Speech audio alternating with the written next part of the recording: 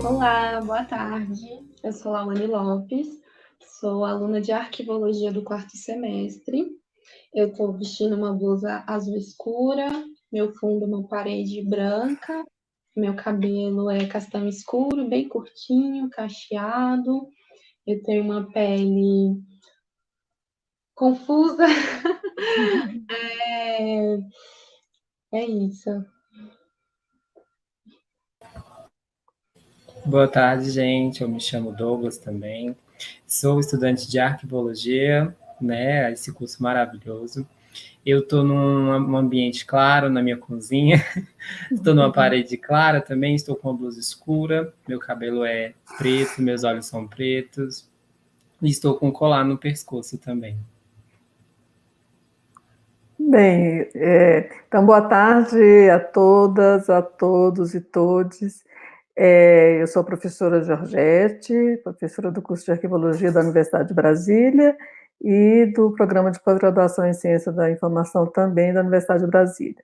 Bem, eu tenho cabelos encaracolados, é, ficando grisalhos, porque eu não pinto há 2 anos, uso óculos, estou ao fundo, tenho uma estante, acho da minha estante, com livros, estou vestindo um vestido estampado de branco, preto e cinza, e a minha pele se enquadra na pele, eu acho, de grande parte dos brasileiros.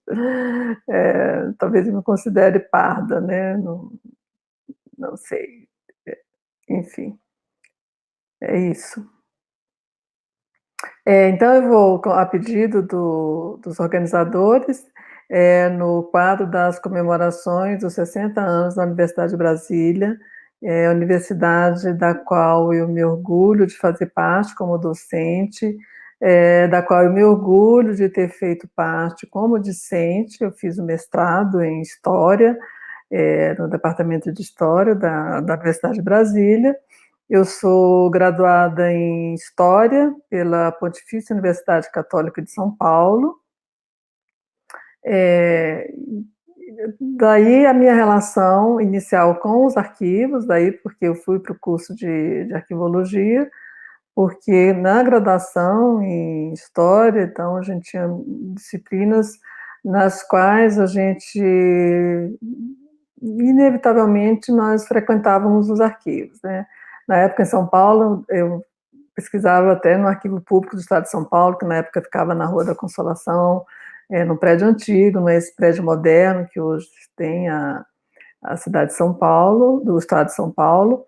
Então, a minha trajetória, assim, digamos, essa interface com os arquivos começou como historiadora, eu sempre falo do lado de fora do balcão, e depois com o mestrado em História aqui na Universidade de Brasília, onde eu já estava trabalhando no Arquivo Público do Distrito Federal, trabalhando com acervo permanente, especialmente o arquivo da Novacap, a empresa que foi criada para construir e administrar a Constituição de Brasília.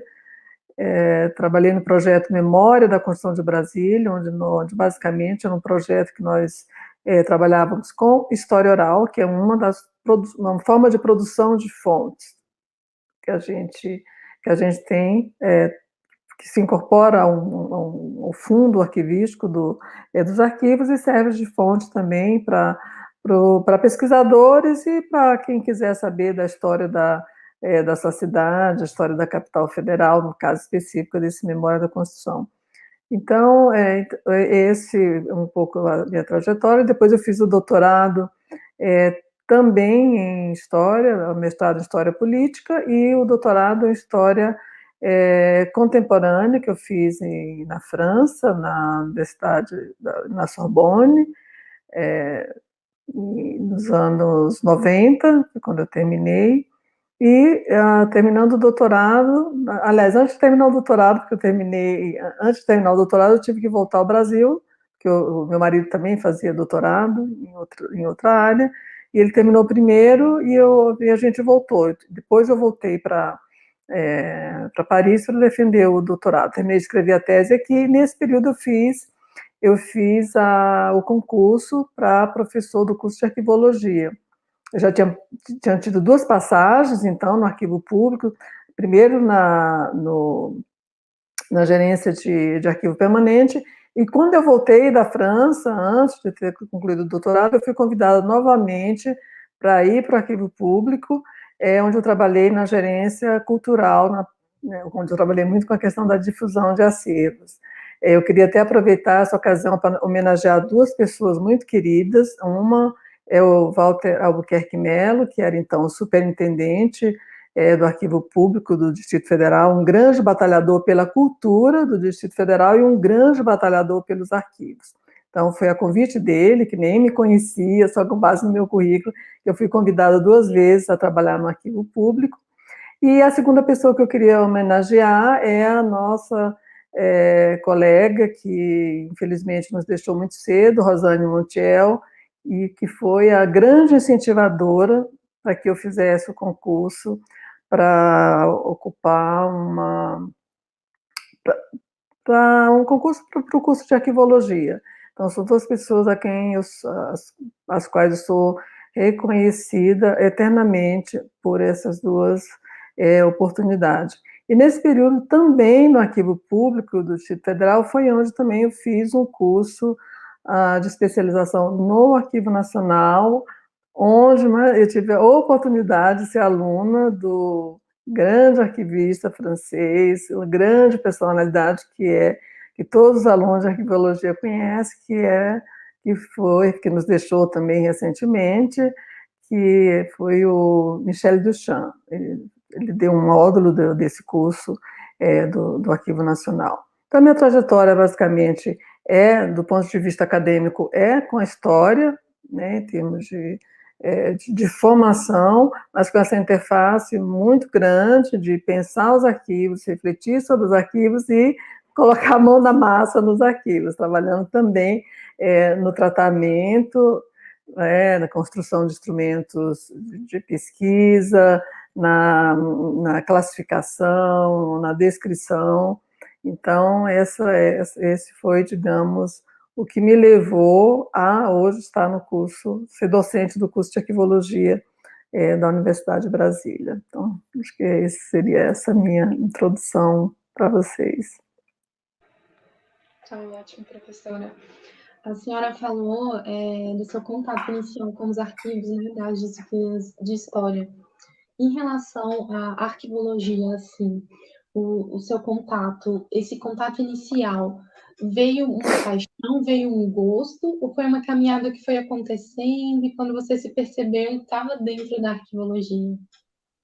Então, obrigada pela pergunta, Laônia. Pela disciplina, talvez tenha sido mais a prática e a reflexão do fazer, ele tenha vindo primeiro do que uma reflexão sobre a disciplina propriamente dita, né? Como eu falei, como estudante de história, seja na graduação, seja no mestrado, eu sempre tive essa relação muito próxima de pesquisadora, né? Então, eu falo assim, que eu ficava do lado de fora do balcão. Quando eu fui para o Arquivo Público do Distrito Federal, então eu comecei, de fato, primeiro a trabalhar, né? Eu falo aí do lado de dentro do balcão, comecei, então, a viver esse mundo, né, dos depósitos de arquivo, porque a gente, como pesquisadora, a gente não tem acesso aos depósitos, então você solicita a documentação vem até você, então, de entrar nos depósitos e de começar a compreender a lógica interna de organização dos acervos, dos conjuntos documentais, ou do fundo, como a gente fala. Depois eu passei até a brincar com os meus colegas formados em História também, falei que os historiadores, em geral, são meio predadores, eles vão lá, querem os documentos, querem fazer a pesquisa e não tem uma preocupação muito grande como é que isso se organizou, como essa documentação chega para a gente, né? Inclusive, isso mudou muito, né? E aí eu comecei, acho que o período que eu passei no doutorado na França também foi muito importante para isso, né? Porque lá eu tive muito contato digamos assim, com as grandes, né, grandes figuras da arquivologia, com grandes instituições tradicionais, pioneiras, tanto no fazer arquivístico, como no pensar a arquivologia, na construção na reflexão sobre, digamos, as principais teses, as principais teorias, que foram os arquivos nacionais da França, o arquivo do Ministério das Relações Exteriores, que eu pesquisei muito lá, e outros arquivos pessoais também, e o contato que eu tive com muitos arquivistas e os próprios professores. Algo que eu percebi, assim, logo que eu cheguei lá, era realmente o quanto os historiadores franceses eram muito envolvidos com a pesquisa nos arquivos. Havia uma aliança muito forte entre arquivistas e os historiadores, né? Muitos eventos organizados pelos arquivos nacionais ou pela Associação dos Arquivistas Franceses, com a participação de historiadores. Então, isso já me abriu muito essa perspectiva. Aliás, eu diria que ampliou essa perspectiva que eu já tinha a partir do meu trabalho no arquivo público, lembrando que quando eu fui fazer o doutorado, eu já havia passado pelo arquivo público do Distrito Federal, já tinha tido muito contato com o Arquivo Nacional, participado de muitos eventos em parceria do arquivo público com o Arquivo Nacional. Então, isso já havia ocorrido, e isso, então, se aprofundou mais nesse período que eu fiz, no período do doutorado na França. Achei bacana responder assim, professora. Acredito que a Laone partilha da mesma opinião. Aproveitando que a senhora falou um pouco do seu ingresso, né? A gente sabe que em 2021 a arquivologia completou 30 anos, né? Praticamente na UNB. E se a senhora puder contar para a gente como que foi o seu ingresso na pós-graduação, porque a senhora foi a segunda mulher a iniciar na pós-graduação, né? Como professora. Como a senhora se sente? Como a senhora vê isso? Você diz da arquivologia, antes, para a gente ser mais justo, antes da minha entrada, né, eu entrei na UNB em agosto de 98, como eu falei, quando eu fiz o concurso, eu não havia concluído a minha tese, eu entrei em agosto de 98 e eu defendi a tese, eu voltei para a França, para Paris, para defender minha tese em novembro, né? Voltei em novembro, minha tese, eu voltei uns dias antes da defesa, que foi no início de dezembro, e então, antes de...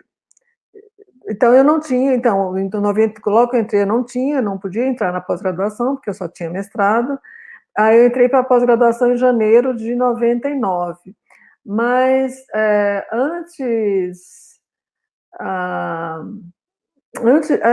de fato, acho que havia por uma professora que eu acho que ela é uma professora que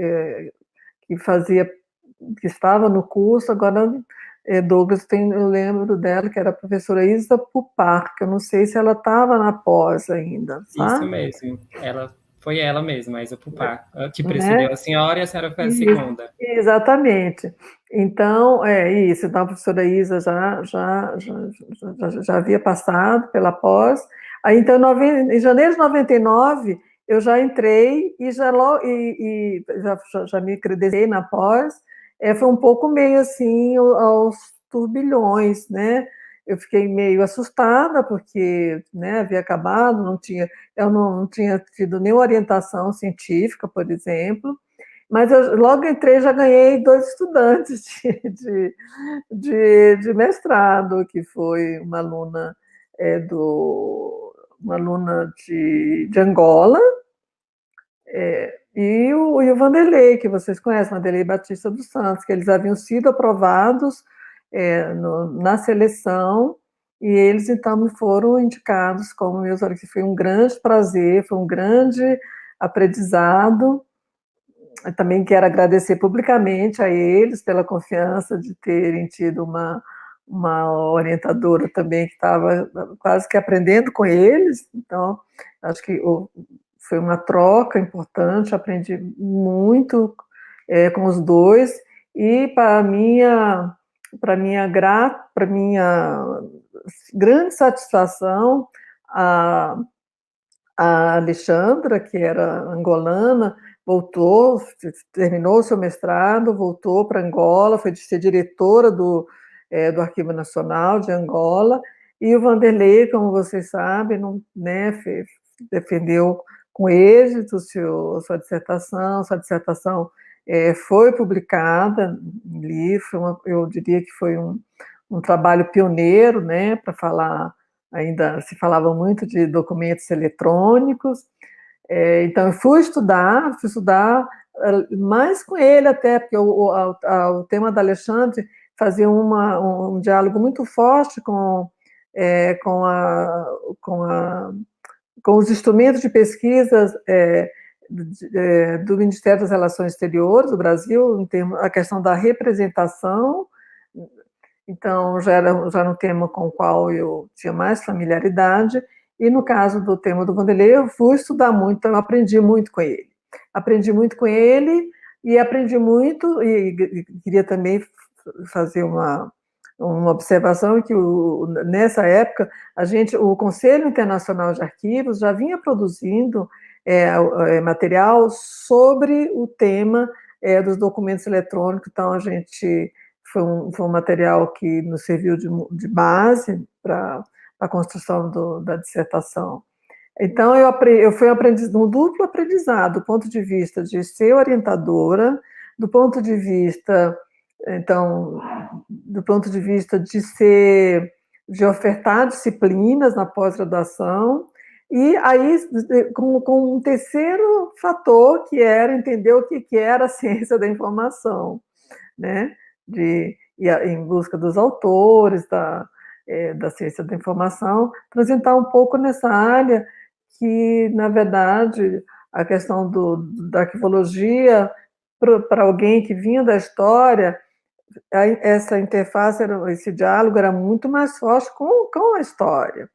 Só que, inclusive, logo em seguida, na verdade, que eu comecei a me interessar pela questão do acesso à informação, que foi o ponto, né, quando a gente faz o concurso, são pontos que são selecionados para você fazer,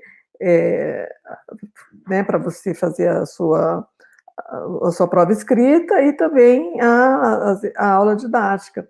E para mim, saiu sobre a questão do acesso à informação. Então, vocês veem que eu estou carimbada desde a minha entrada na UNB, e que, de certa forma, essa temática eu já carregava comigo, eu trouxe lá do arquivo público.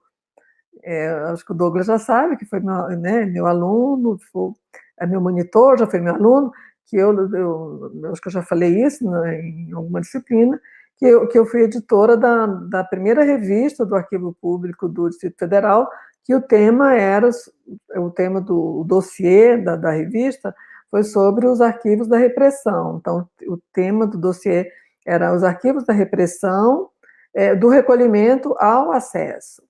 Então, esse tema já era um tema que era caro para mim. Eu insisto, né, sempre insisto com os alunos que o arquivista tem que estar antenado com os problemas da sua época. Então, eu comecei a perceber, ainda no arquivo público, essa temática dessa luta pelo direito ao acesso, né, pela abertura, que se dizia na época, pela abertura dos arquivos do período da ditadura militar no Brasil. Então, eu observava, né, lendo jornais, acompanhando toda a conjuntura política, que essa era uma demanda muito forte, seja da sociedade, né, sobretudo dos familiares de mortos e desaparecidos políticos, seja da imprensa, seja de pesquisadores. Foi por isso que eu sugeri então ao superintendente do arquivo que o nosso primeiro número fosse dedicado a esse tema. A revista se chama Quadrilátero, né, foi infelizmente ficou nesse único número, e quadrilátero foi uma homenagem ao quadrilátero onde foi decidido, né, pela Missão Cruz, né, do mapeamento que foi feito da região, para onde seria construída a nova capital federal. Por isso que a revista se chama Quadrilátero. Então, foi isso. Gostaria ainda falando sobre a pós-graduação, né? A senhora contou um pouquinho sobre a sua experiência com os primeiros alunos, né? Mas especificamente assim sobre os desafios iniciais. Conte pra gente. Então, os desafios iniciais, acho que foi primeiro isso. Opa, inclusive fica muito.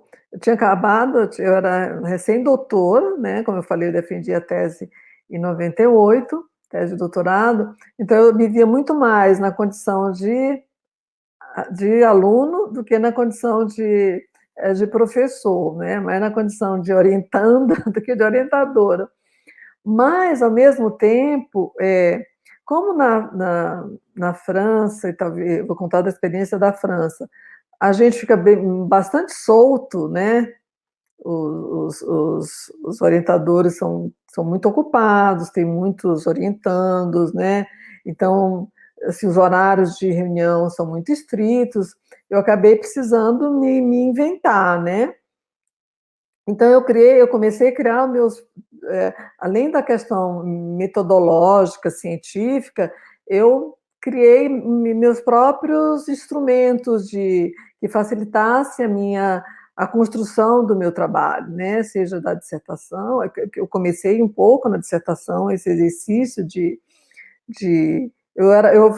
na dissertação, como eu trabalhava, ainda trabalhava no arquivo, era mãe de uma criança pequena, então, aquela condição de mulher, estudando, trabalhando e cuidando de filho, eu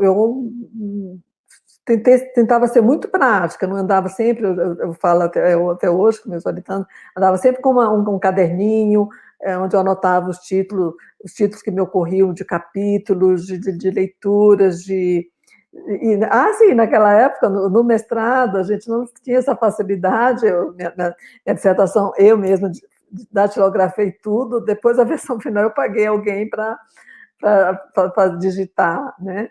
No caso da dissertação. Então, eu acho que quando eu passei a ser orientadora, eu tinha alguns truquezinhos de organização do material de pesquisa que eu passei para eles, né? Então, tem aquela parte metodológica mais formal, mas tem algo que a gente tem que ir se organizando no cotidiano. Eu até dizia para eles, quando a gente está fazendo uma tese, ou uma dissertação, elas estão sempre presentes. Então, a gente tem duas... Ou a gente está com culpa, porque não está trabalhando na dissertação, na tese, ou a gente está assoberbado porque está trabalhando. Então, esse trabalho nunca nos abandona. E daí, porque eu insisto que todo o trabalho, tanto da tese, sobretudo a tese, tem que ser algo que a gente esteja apaixonada, a gente gosta daquele tema, porque existe muito trabalho, existe muita dedicação. Então, acho que o que eu passei nesse primeiro momento para eles foi essa minha experiência que eu estava trazendo de estudante, de recém-doutora, como eu me organizei. Então, só para vocês terem uma ideia, minha tese de doutorado tinha inicialmente mais de 1000 páginas. Depois eu fui cortando, porque eu trabalhei com muito documento de arquivo, depois eu fui cortando, ela chegou em 854 páginas, que foi com que ela ficou, incluindo as referências. Então, essa questão que eu trabalhava com eles, de como organizar o material, o que priorizar na hora de escrever, como a gente precisa, primeiro, para que a gente não fique muito angustiado, trabalhar com o que a gente domina mais, então, porque aí você vai vendo resultado, então isso nos deixa mais animados, e deixando as coisas mais difíceis para depois, e sempre anotando as ideias, anotando anotando as preocupações e cortar, né? Isso eu aprendi também, né? Que, sobretudo no doutorado, a necessidade de ter alguém que diga, não, agora você vai parar aqui, você vai parar. Eu tive um professor muito engraçado, já era bem idoso, já faleceu lá na França, que ele dizia uma coisa que eu sempre gostei muito de lembrar. Ele contava, era a título de anedota, que tinha alguém que fazia um doutorado, e ele nunca conseguia, foi no período na França que você podia fazer doutorado até em 10 anos. Ele dizia que essa pessoa nunca conseguia terminar, porque cada vez que ela achava que terminava, aparecia uma obra nova, aparecia uma outra coisa, aí ele ia atrás. Então, ele nunca... Então, outra coisa que eu aprendi, sobretudo quando a gente estuda, quando a gente tem temas contemporâneos, atuais, é que está sempre em debate, então a gente tem que tem que fazer um corte, tem que fazer um recorte, tem que ter um foco, e, sobretudo no mestrado, que o tempo é menor. Eu lembro que eu usei durante muito tempo, e eu ainda continuo achando que é uma obra muito interessante, que é um livrinho do Humberto Eco, que se chama Como se faz uma tese. Então, esse virou tipo meu livrinho de cabeceira, então ele é muito prático nesse livro. Então, eu tentei passar essa parte prática, sobretudo para os mestrandos. E eu acho que nesse aspecto foi bom, né? Foi bom. Até hoje eu tento mostrar para eles que a gente sempre fica com uma pontinha de eu não fiz tudo, ainda falta alguma coisa. Então, hoje a gente pode tirar essa angústia escrevendo um artigo, se for no mestrado, fazendo um doutorado, se for um doutorado, fazendo um pós-doutorado, e assim continuar pesquisando, né? Então, essa ideia de prazos, ela pode parecer no momento um pouco rigoroso, mas o Humberto Eco insistia muito nisso, né? Aliás, ele dava 2 anos, né? O prazo dele era 2 anos. O que você não fez em 2 anos, você não consegue fazer mais, ele dizia. Então, isso dá um pouco a ideia da gente ter um cronograma. Eu sempre falo que o cronograma ele não é algo para a gente ficar engessado, mas ele é algo que baliza o nosso trabalho. Então, a gente, né? Nesse cronograma, a gente coloca as etapas de trabalho, quando a gente vai fazer, o que precisa ler, o que precisa pesquisar, e isso dá para dar esse rumo, né, para a gente não ficar totalmente solto. Isso é importante para quem só está estudando, porque pode parecer essa sensação, né, de alguém que tenha bolsa ou que possa ter essa oportunidade de só estudar. Então, pode passar a impressão de que eu tenho muito tempo, de repente o tempo passou, e para quem trabalha e ao mesmo tempo é mais importante ainda, para que esse tempo não seja... Claro, isso eu também queria observar para vocês, eu nunca espero que não ter passado essa sensação, mas eu sempre procurei também acolher.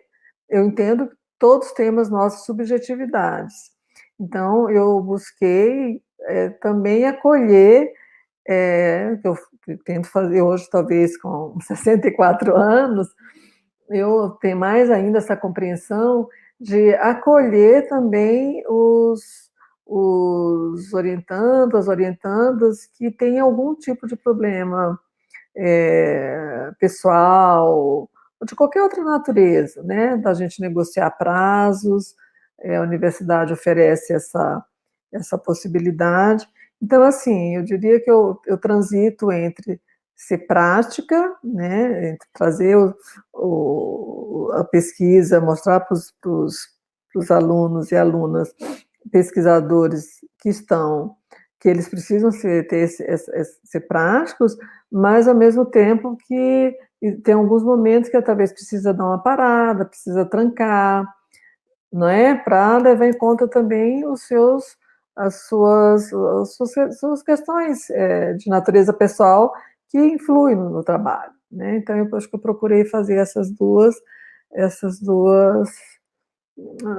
trabalhar nessas duas dimensões, né? Tanto do que é metodologicamente, em termos da metodologia científica, em termos do próprio ritmo de trabalho, né? De como organizar esse cotidiano do trabalho e, ao mesmo tempo, em que medida se deve considerar momentos em que a gente precisa dar uma parada, né? Acho que foram essas formas de trabalhar. É bem legal que a senhora tenha compreensão para com os estudantes, né? Porque, igual a senhora falou, tentar entender o universo deles também é muito importante. Agora, quando falar na formação do arquivistas, quais habilidades e competências que a senhora acha que o arquivista necessita adquirir ao longo dos anos dele? Então, Douglas, você sabe que eu sempre insisto, né, que para mim o arquivista, ele é, antes de tudo, um pesquisador. Eu gostaria muito que todos e todas se vissem como tal. Então, é uma profissão, não só a profissão, como o próprio currículo, a própria disciplina, ela tem uma interface muito grande com a prática, com a técnica. Mas tanto essa prática como essa técnica, ela resulta de uma reflexão, não é algo, não é uma receita, né, não é uma receita de bolo. Ainda que fosse, a gente sabe que os grandes chefes, ou trazendo mais pela tradição, os cozinheiros, as cozinheiras, eles sempre dão um jeitinho de adaptar as receitas, né? E, então, a primeira coisa é isso, então, ser um pesquisador, ser um estudioso, ser antenado com as questões do seu tempo. Então, essa habilidade, então, se você quiser falar de habilidade, eu acho que tem dois tipos de habilidade. Uma é a habilidade que resulta desse estudo, então, de como resolver questões próprias do campo, né, e que tem uma incidência no fazer arquivístico. Então, isso é uma habilidade de saber resolver os problemas que vêm do próprio campo, que resulta, né, como eu vou fazer um tratamento de uma massa documental acumulada, como eu vou fazer tratamento de acervos no meio digital, ou acervos, né, que a gente chamava especiais, fotografias, filmes. Então, existe uma literatura e reflexões sobre isso, conhecimento de quais são os melhores, o que é como deve ser um prédio de arquivo, isso que resulta do próprio aprendizado no curso. A outra habilidade que eu diria que é do ponto de vista interpessoal.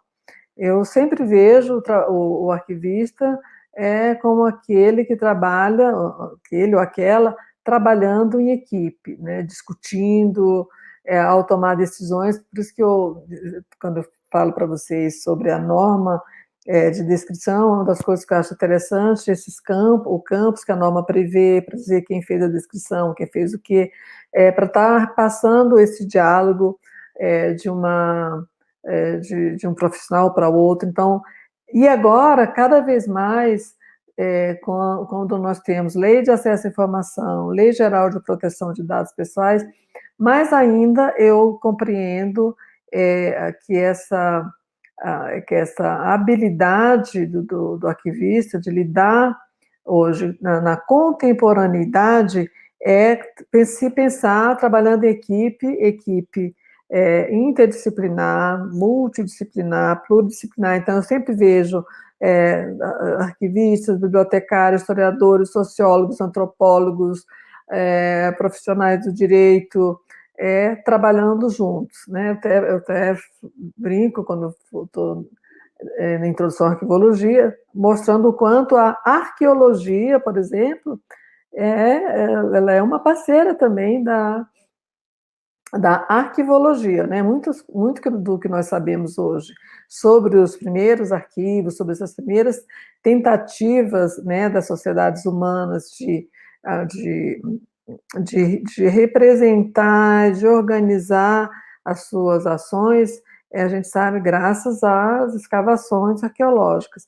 Então, essa habilidade de ter o domínio, né, do domínio do, do, da teoria, né, de como essa teoria ela pode, ela pode ser confrontada com uma prática, né? Eu lembro também que o próprio Manual dos Arquivistas Holandeses, né, que é um clássico lá do final do século XIX, eles, lá no século XIX, eles se colocam abertos, né, a questão da organização, né, caso o produtor não tenha deixado, né, não se perceba nenhuma organicidade nos conjuntos documentais, o arquivista ele pode sim fazer, né, ele pode interpretar a partir por isso que eu sempre insisto nesse arquivista, pesquisador, estudioso, porque um arquivista que não conhece a instituição na qual ele trabalha, ele fica perdido, né, para reconhecer a documentação. Então,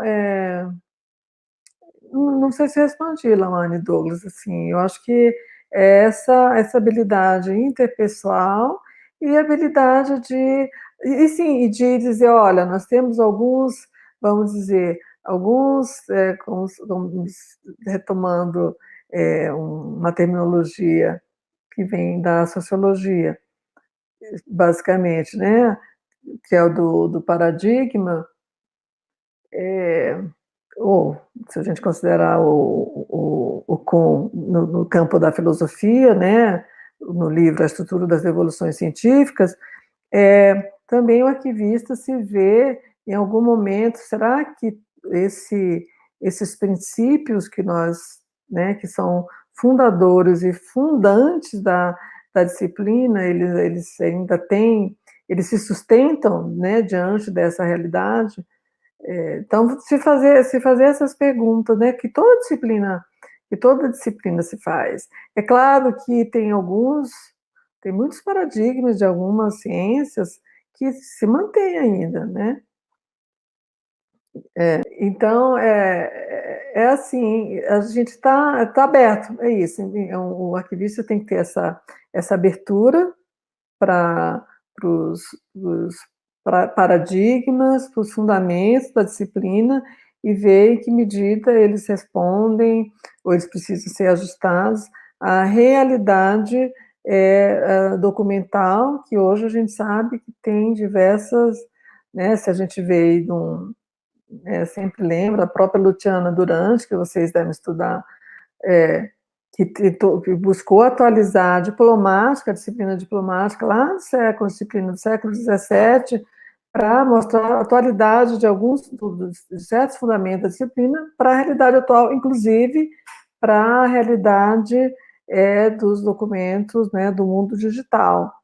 Então, assim, essa disposição, Douglas e Lauane, e todos e todos que estejam nos acompanhando, essa disposição de estar sempre buscando aprender, né? Aprender, inclusive, com outros profissionais, com outras disciplinas. Perfeito, professora. A senhora falou dessa questão da importância de todos serem pesquisadores, né? Como a senhora analisa assim, a inserção dos arquivistas na pós-graduação? A senhora tem visto que esse ingresso tem sido crescente? Olha só, Lawane, eu não tenho, eu não vou dizer para você que eu não. Quem tem insistido nesse caminho ainda, a nossa colega Angélica, né? Parabéns, Angélica, aproveito para mandar parabéns pelo novo livro que lançou. Então, assim, eu parei um tempo de acompanhar essa produção, mas eu acompanho, de certa forma, na prática. Então, toda seleção, nós temos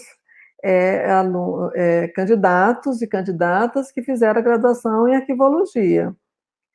e que então querem seguir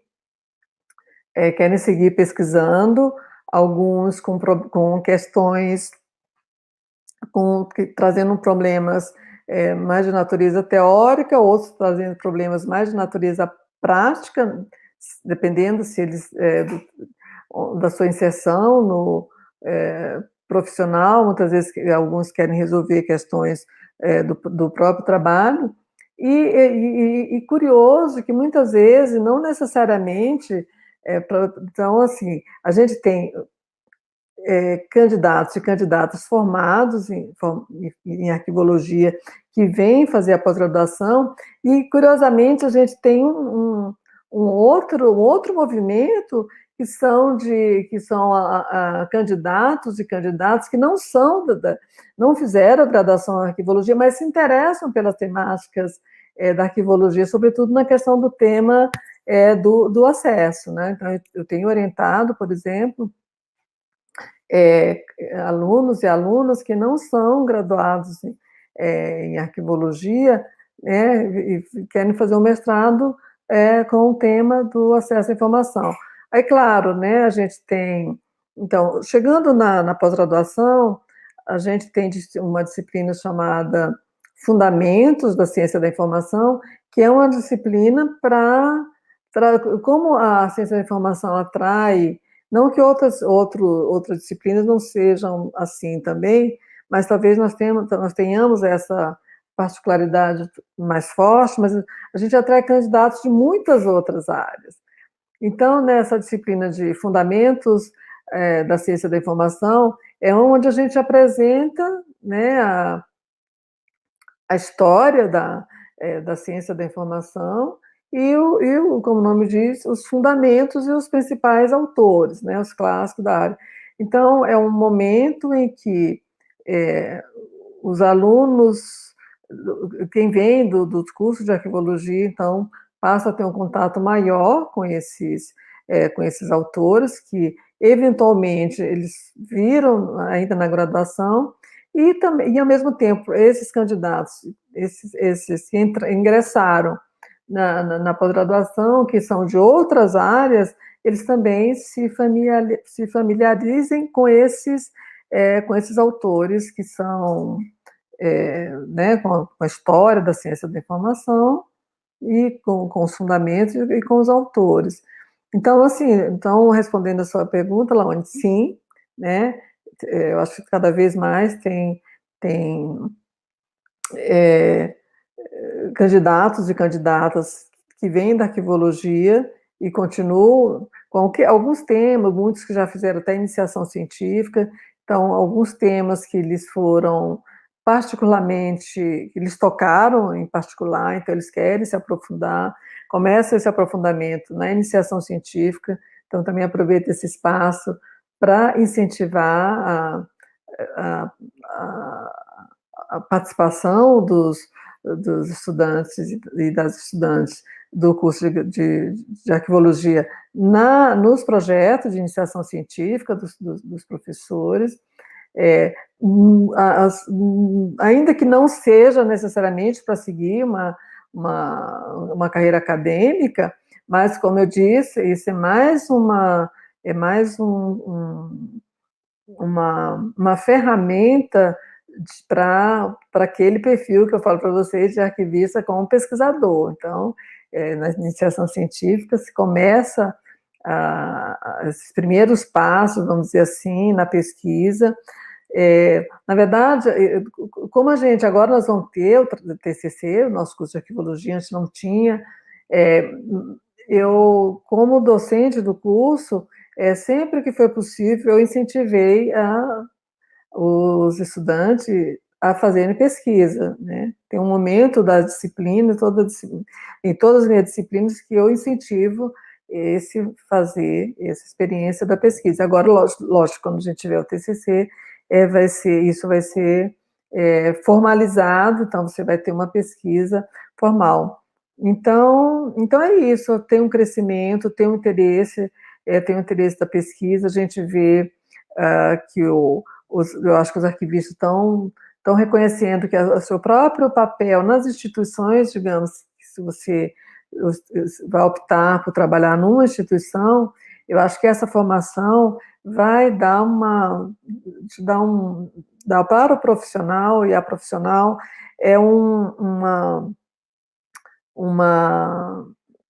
um poder de fala, né, e de se colocar diante dos gestores, eu acho que de uma forma muito mais forte, né?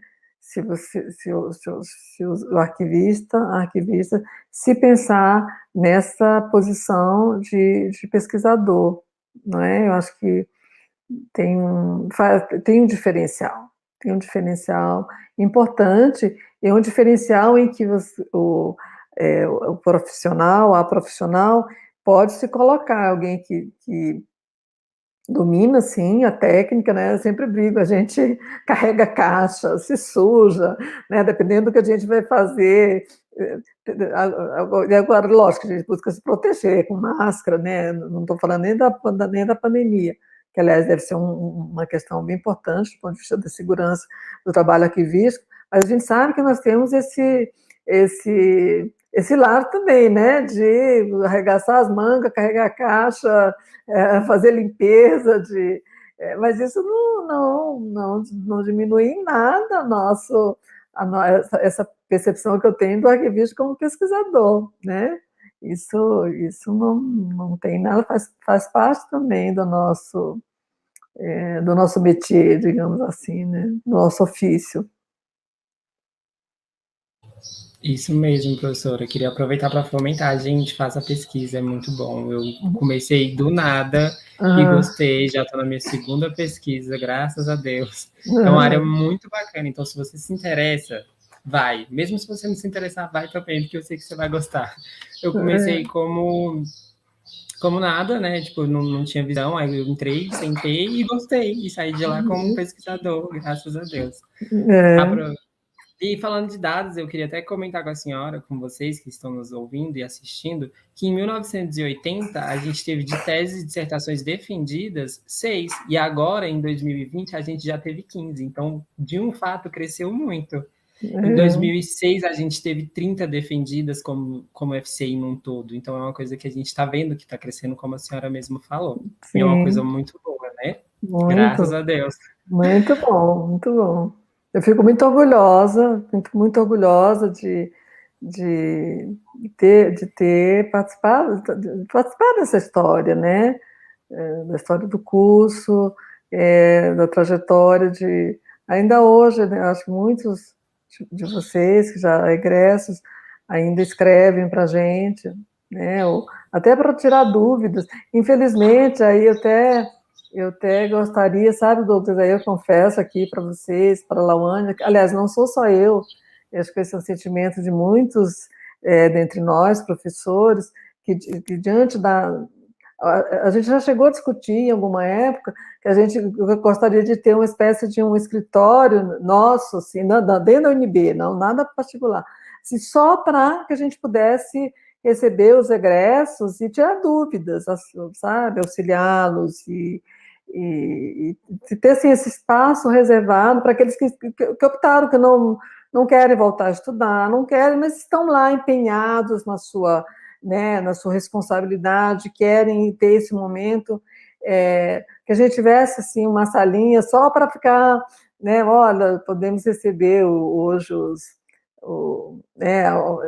profissionais que já estão, para que a gente possa, em algum momento, né, por essas razões, nem todos podem, talvez por N razões, voltar a estudar, mas continuam sendo responsáveis e atuando nos seus campos, e queria um momentinho para essas trocas. O que todos nós, quando nós recebemos uma mensagem, a gente responde, né? Alguém nos manda querendo tirar alguma dúvida sobre alguma questão, né, pontual do trabalho, né, dos arquivistas, que a gente possa fazer isso. Então, na verdade, eu tenho orgulho de ter vivido, né, entrado e participado, ainda estar participando dessa história e ver o crescimento dos estudantes, né?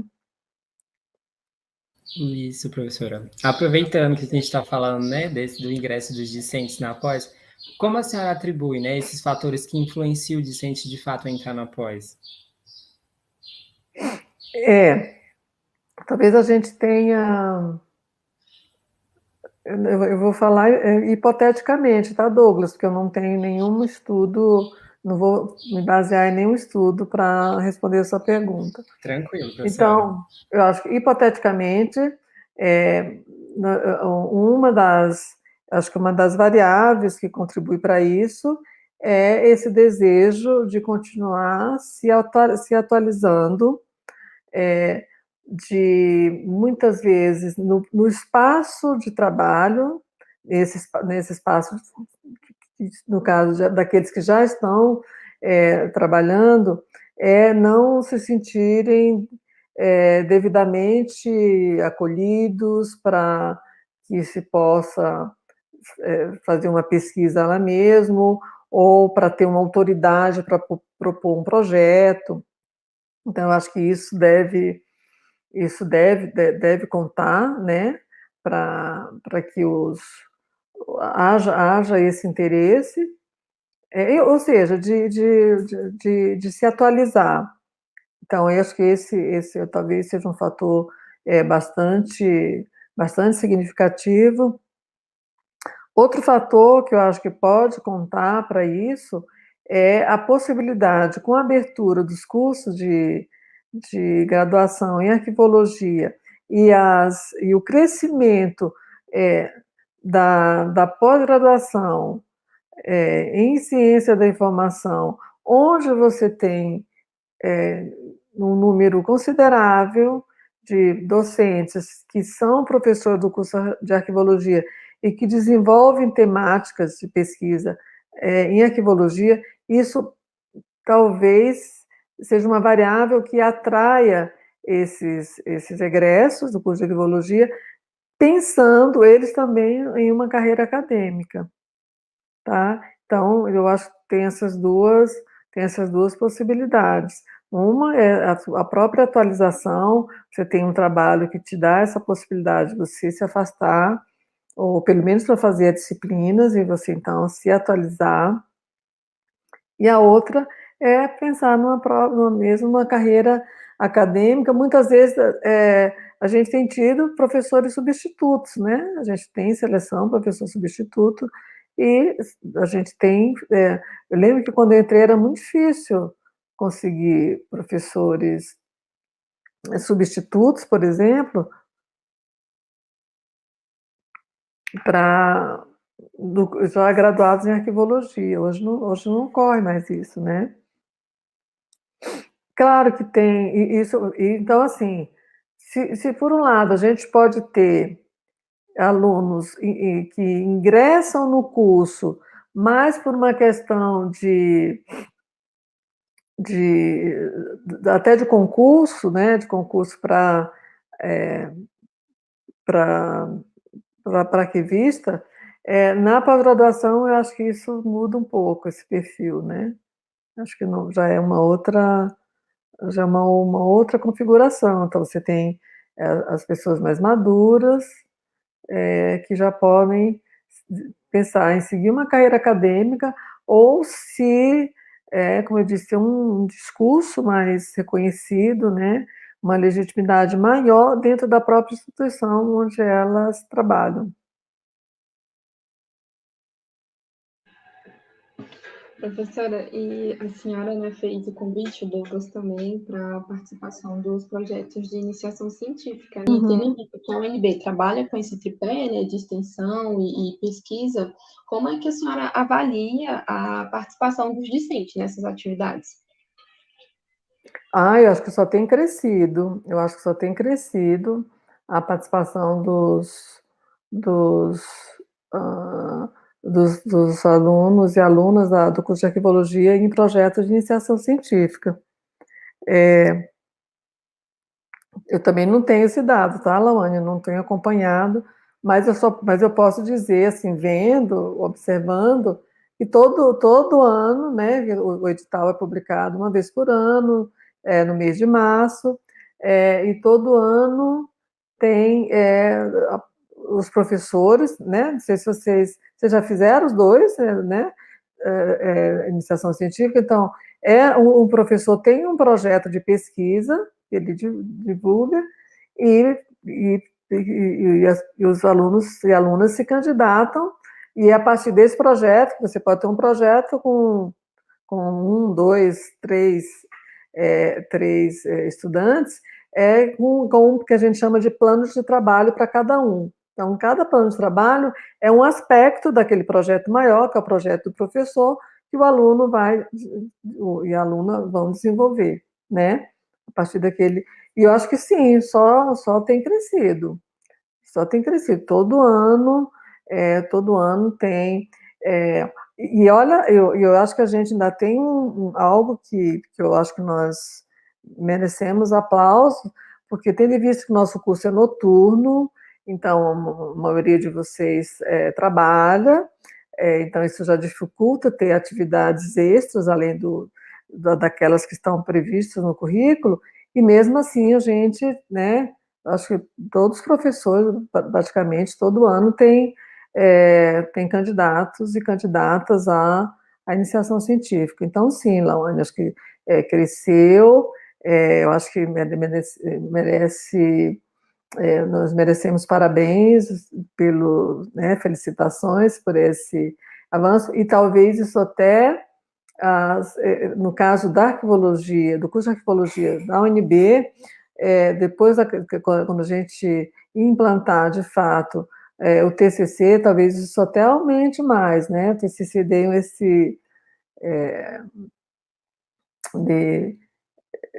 eu digo assim, aumente mais porque o TCC já é o trabalho final, né? Mas eu acho que quem já fez iniciação científica provavelmente vai fazer um TCC ainda com mais entusiasmo. Então, para mim, o resultado de tudo isso, primeiro, é voltando àquele ponto inicial. Quando se pensa em arquivologia, né, já se pensa, né, alguém classificando, organizando papéis, e, né, essa atividade eminentemente técnica, e muitas vezes os estudantes, as estudantes, introjetam isso, né? Então, esse momento da pesquisa, em iniciação científica, e agora com o TCC, eu acho que isso vai ter uma repercussão muito grande, inclusive me parece que deverá ter uma repercussão mais ainda nas candidaturas à pós-graduação, né, ao mestrado.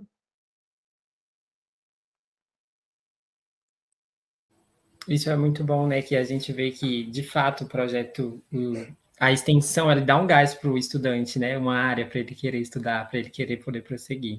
Sim, ainda tem a extensão, né, Douglas, que é uma outra.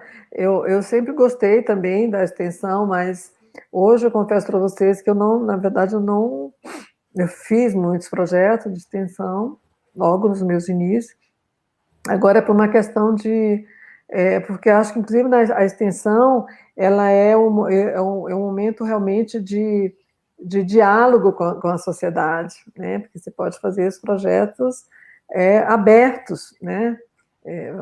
Abertos à maior participação da sociedade, e eu acho que você trocou num aspecto interessante, sabe, Douglas, que eu acho que quando a gente pensa nessa percepção da função social do arquivista, pensando na função social dos arquivos, pronto, a extensão ela seria, digamos, essa maneira, esse meio de reafirmar esse papel social do arquivista e o papel social dos arquivos, que é algo que eu não tenho feito muito mais, que é a extensão por falta de tempo.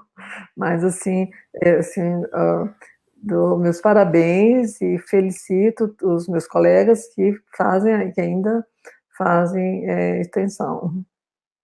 Entendemos, professora. Agora, como a senhora percebe que a arquivologia em si, ela tem contribuído para a disseminação do conhecimento da própria área?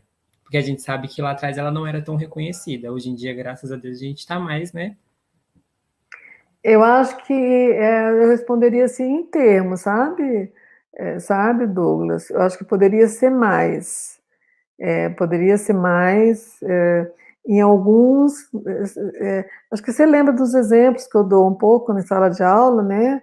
É, Douglas, primeiro, sim, acho que tem um fator primeiro quando a gente fala do valor primário dos documentos. Então, os documentos de arquivos, eles surgem, eles nascem em decorrência de né, de uma função, de uma atividade, seja de uma pessoa física, seja de uma pessoa jurídica. Então, esse valor probatório, que é muito importante para a sociedade, então, que o arquivista seja aquele profissional também que possa ser visto como aquele que trata, preserva e dá acesso a essas informações, a esses documentos que têm esse valor probatório. Aí eu faço aqui um parênteses, se eu perder o fio da meada, vocês me tragam de volta. No período que eu trabalhei no Arquivo Público do Distrito Federal, como eu falei para vocês, o arquivo da Nova Cap, desde quando ela foi criada, em 1957, até o funcionamento dela em 1960, quando você passa a ter que ela também, a Nova Cap administrava também, né? O canteiro de obras, até a cidade se constituir como tal. Então, os arquivos das empresas que construíram a nova capital, né, o que vem a ser hoje o Distrito Federal, os arquivos todos ficaram com a nova CAP. E muito desses, graças a essa preservação no arquivo público, muitas pessoas iam, talvez ainda vão ao arquivo público, buscar declaração de tempo de serviço para efeitos de aposentadoria.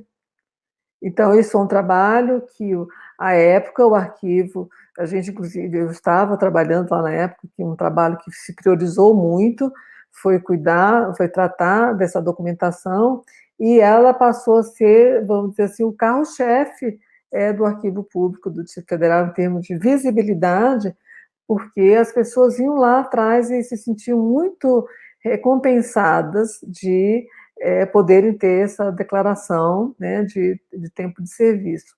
Então, então temos esse valor, né, essa função social do arquivista dos arquivos, nesse sentido de, de, de ajudar as pessoas, né, nas suas vidas, né, a provar fatos da sua vida, e, por outro lado, tem essa outra função, né, que a gente trabalha nessa disciplina que eu dou atualmente, que é sobre difusão, acesso e difusão, que é mostrar o local do arquivo como esse local onde é possível você, eu gosto de falar, você ativar as memórias individuais, as memórias coletivas. Então, saber que esse espaço do arquivo é um local depositário de histórias, né? De parte delas, né? Para a gente não dizer que é tudo que está registrado, que é só o que está registrado, que se constitui, que pode ser história ou que pode ser ativado como memória, mas é uma parte importante, sobretudo nas histórias, nas sociedades onde há uma predominância do escrito. Então, os arquivistas podem, né, ter consciência e desempenhar esse papel, e mais ainda, como se pode fazer esse reconhecimento também esse profissional antenado com as questões do seu tempo. Eu tenho falado para vocês, né, nessa disciplina, por exemplo, hoje, nessa questão da pandemia, qual a contribuição que os arquivistas, os arquivos, podem dar para se conhecer o que aconteceu na história, né? A história mundial, a história do Brasil, relacionados com a pandemia. O que tem no meu arquivo que eu possa fazer uma exposição, que eu possa promover um debate? Que, aliás, eu nem preciso, o arquivista não necessariamente ele precisa ter fundos relacionados a esse tema, mas ele pode promover debates, ele pode trazer especialistas e que podem, por meio desses, de palestras, de conferências, fazer esse percurso histórico. Como é que a gente sabe, né, voltando para a questão da pandemia? São pelos documentos, né? A gente vê hoje, né, que se foi buscar como foi a gripe, né, gripe espanhola, que na verdade não era gripe espanhola, a influenza, né, nome correto, espanhola, porque na verdade a Espanha foi quem mais divulgou, né, foi ela que mostrou muito mais, enquanto os outros países meio que não davam tanta atenção, ela divulgou mais. Aí você vê fotos de pessoas com máscaras, pegando ônibus, usando máscaras, a gente vê fotos das pessoas nos hospitais, então, e tudo isso é material de arquivo. Então, isso, o arquivista pode, então, contribuir para o conhecimento, a questão dos dados estatísticos, por exemplo, um arquivista que trabalhe em instituições que produzem estatísticas. Então, o arquivista, então, se propondo a debater essas questões, mostrando, olha, sociedade, aqui tem um profissional que mostra, né, para a sociedade que existe uma história. O que nós estamos vivendo hoje pode ter pode ter, não tem, né, a história não se repete, diz um famoso historiador que quando se repete é como faça, mas você tem fatos que podem ter acontecido de maneira diferente, até para que a própria sociedade se coloque em perspectiva, né? Olha, então isso já aconteceu em outras épocas, foi feito desse jeito, não se tinha medicamentos, não se tinha vacinas, então a sociedade reagiu assim, reagiu dessa forma. Então, é uma maneira de você se posicionar. Outra maneira do arquivista e da arquivista, ou dos profissionais ligados à área, mostrar que eles estão preocupados, de fato, com a disseminação do conhecimento, pela própria participação, por exemplo, na elaboração das leis, né? A lei de acesso à informação, a lei geral de proteção de dados, ou qualquer outras leis que envolvam os documentos, e mostrar que o próprio conhecimento arquivístico, que é próprio da arquivologia, nos ajuda a entender. Por exemplo, eu acho sempre interessante o conceito de fundo. Por mais que, né, haja contestação, mas o conceito de que você tem um conjunto de documentos que foram gerados por uma instituição, uma organização, uma pessoa, um indivíduo, e que dentro desse contexto você tem um encadeamento desses fatos, dessas informações. O princípio de respeito aos fundos, me parece que ele é muito importante, isso. Eu comentei com vocês que quando eu pude assistir alguns das sessões da CPI da pandemia, nossa, eu ficava assim, vendo os arquivistas, né, como quando à medida que iam falando de documentos, de onde saiu esse documento, quem era uma empresa, quem era... sabe quando os fios vão se... que a gente chama que é bem denominado pela Luciana Durante, que é o interrelacionamento, né, que é próprio do documento de arquivo. Então, pronto, aí o conhecimento arquivístico nos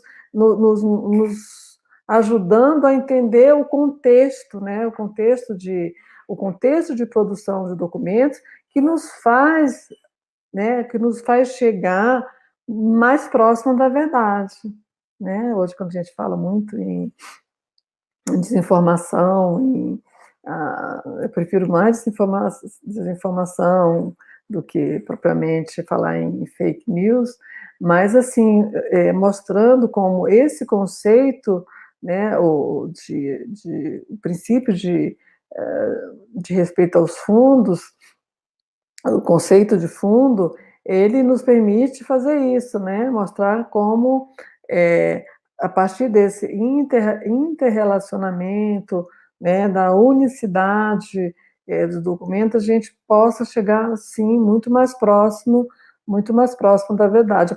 A própria diplomática, né, ou como a diplomática nos ensina alguns critérios para reconhecer a autenticidade de documentos. Então, tudo isso é o conhecimento que vem da arquivologia, que, que talvez a gente ainda não tenha sido muito reconhecido, mas que eu acho que eu já tenho. Eu acho que eu não tenho redes sociais, mas eu não estou nas redes sociais, mas eu imagino que tem muitas pessoas que haja um diálogo grande, né, dos arquivistas nas redes sociais, e eu acho que é um momento, é um espaço em que os arquivistas podem aproveitar para esse reconhecimento, mostrar em que a própria disciplina, com seus próprios, com seus métodos, com seus princípios, pode nos ajudar a entender temas contemporâneos, tá? Então, acho que nós temos essa possibilidade que só precisa ser mais bem explorada. Professora, e para a gente encaminhando aqui para o final, durante a entrevista, a senhora comentou sobre a importância dos pesquisadores trabalhar com temas que sejam do interesse, né? Que seja algo que realmente seja positivo, que ele goste de trabalhar.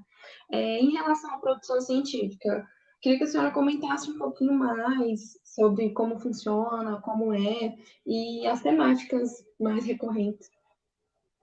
Você diz no campo da arquivologia.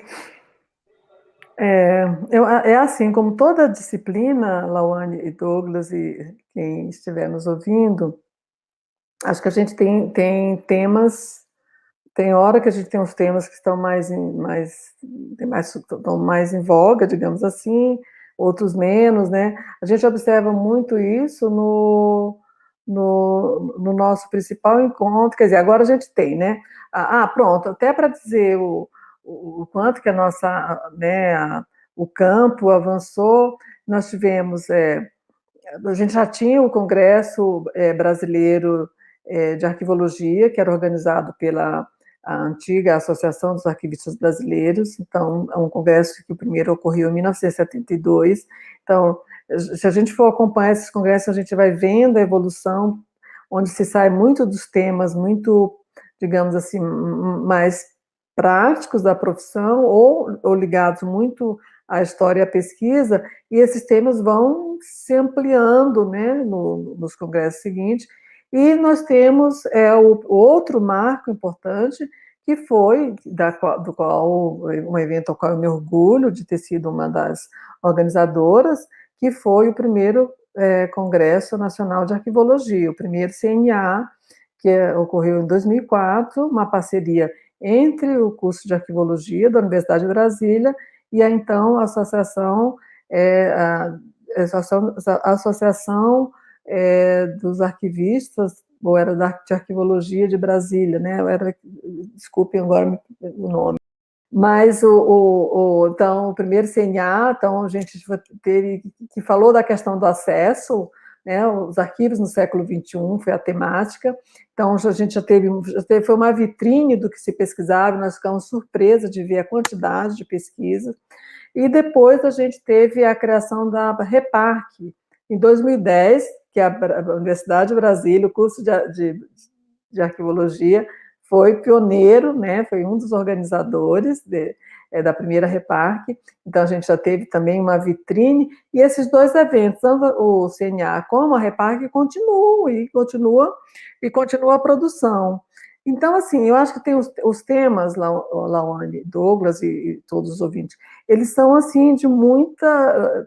acho que vem muitos que são da área, né, classificação. Eu lembro que logo na época da ESAD, né, quando foi aprovada a ESAD-G e depois a NOBRAD, a gente tinha muitos trabalhos sobre a questão da descrição arquivística, mas a gente tem muito trabalho sobre descrição, sobre todas as funções, descrição, classificação, avaliação, a difusão, acesso. Então, digamos assim, todos os temas que envolvem as soluções arquivísticas, elas estão muito presentes. Então, tem muito... E o vigor, digamos assim, com que essas temáticas aparecem, acho que depende do momento. Eu acho que agora, por exemplo, desde a aprovação da Lei de Acesso à Informação, eu acho que a questão do acesso à informação tem sido muito enfoque, tem sido muito trabalhado. Tem sido muito pesquisado a própria história, que é importante, a história da disciplina, né? Que hoje, acho que a professora Angélica é um dos expoentes, né? Então, o próprio percurso disciplinar, e que isso é importante para uma disciplina, ela entender o seu percurso, então, é um tema que tem sido trabalhado muito. Provavelmente agora vai aparecer muito a questão da proteção de dados pessoais, né?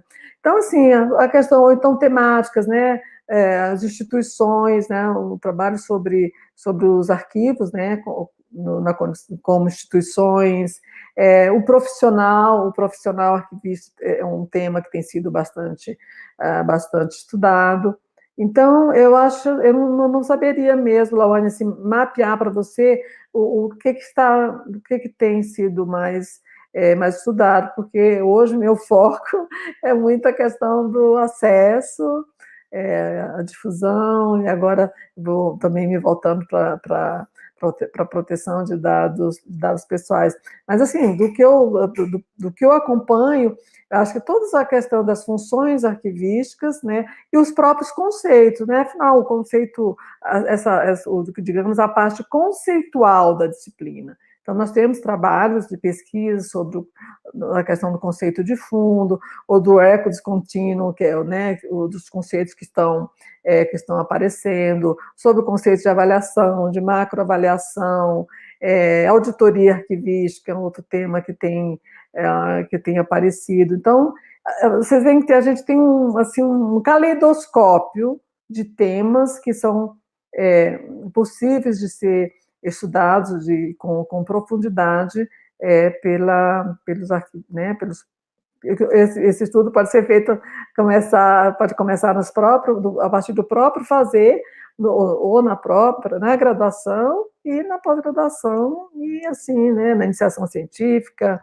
em pós-doutorado, temáticas que não falta. Tem um livrinho que foi traduzido, né, no Brasil, que é a partir da obra do Carole Couture e do Jean-Yves Rousseau, que fala, né, faz um pouco assim os grandes temas, né, que são objetos da arquivologia, mas desculpe aqui, só fechar esses temas são, eu acho que os temas que estão ali naquela obra, acho que eles já se expandiram. Sim, a questão dos documentos digitais, então, enfim, deve ter muito trabalho hoje sobre a questão, né, de como, de todas as normas de descrição, enfim, olha, eu diria para vocês que é um verdadeiro caleidoscópio que nós temos de temáticas todas apaixonantes, viu, Lauane? A questão aí vai depender, eu acho que no percurso dos alunos e das alunas, eles podem tentar, espero que o curso esteja propiciando, se enxergar, né, qual o tema que eu gostaria mais, qual o aspecto que eu gostaria de aprofundar, se eu for fazer uma iniciação científica, se eu quiser fazer um mestrado, né, eu acho que, assim, eu penso que a gente deveria proporcionar isso para vocês,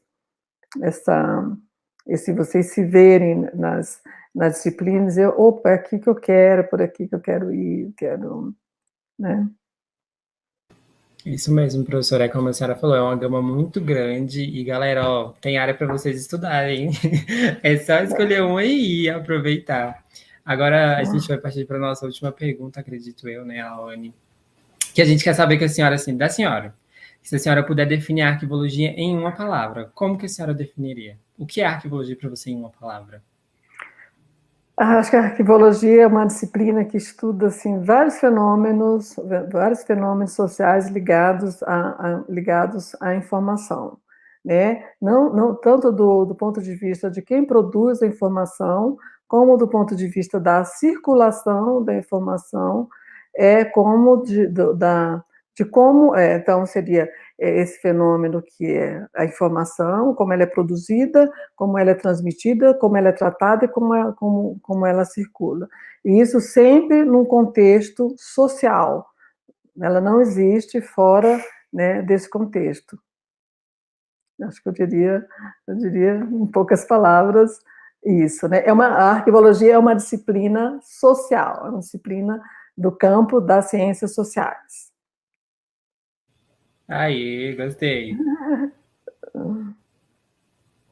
Bom, professora, a gente queria agradecer a sua participação, a sua disponibilidade, a sua partilha, assim. Foi muito legal, anotei muitas coisas. Tem várias coisas aqui dentro, assim, de verdade, muito agradecida por esse momento.